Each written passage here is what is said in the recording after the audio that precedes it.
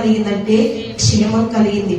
క్షేమం అంటే ఏం లేదు, మన బిడ్డలు ప్రతిరోజు స్కూల్కి వెళ్తూ ఉంటారు. వాళ్ళు స్కూల్కి వెళ్ళేటప్పుడు మార్గాల్లో వెళ్ళేటప్పుడు మళ్ళీ తిరిగి వచ్చేటప్పుడు ఎన్నో అపాయాలు ఉంటాయి. మనందరికీ తెలుసు సాతాను ఎలా ఉందంట, ప్రతిరోజు గర్జించు సింహం వల్లే తిరుగుతుందంట. ఇక ప్రతిరోజు అంట, రాత్రని లేదు పగలని లేదు, ప్రతి పూట ప్రతిరోజు అది గర్జించు సింహం వల్లే సాతాను ఎవరిని ఎక్కడ పడగొడదామా, ఎవరికి ఎక్కడ యాక్సిడెంట్ చేద్దామా, ఎవరిని ఎక్కడ ఏదో ఒక డిస్టర్బెన్స్ ఆలోచనలో నడిపిద్దామా, లేదా కుటుంబంలో ఎక్కడ గొడవలు పెడదామా, లేదా ఎవరి కాలంలో ఎక్కడ ఈ కుమార్తెను ఈ లోకానుసరమైన విధాలుగా పడేద్దామని చెప్పి సాతాను వెతుకుతూ తిరుగుతూ నీ వైపు నీ కుటుంబం వైపే చూస్తూ ఉంది.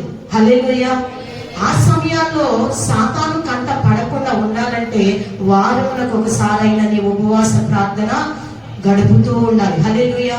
అప్పుడు కుటుంబములకు క్షేమం కలుగుతుంది. సాతాను కంట పడకుండా నీవు నీ కుటుంబమే కాదు, మనుషులుగా ఉన్న వ్యక్తులే కాదు, నీ గృహం అంతా క్షేమంగా ఉంటుంది. నీ పశువులు, నీ పంటలు, నీ వాహనాలు అన్నిటికీ ఏం కలుగుతుందంటే క్షేమం కలుగుతుంది.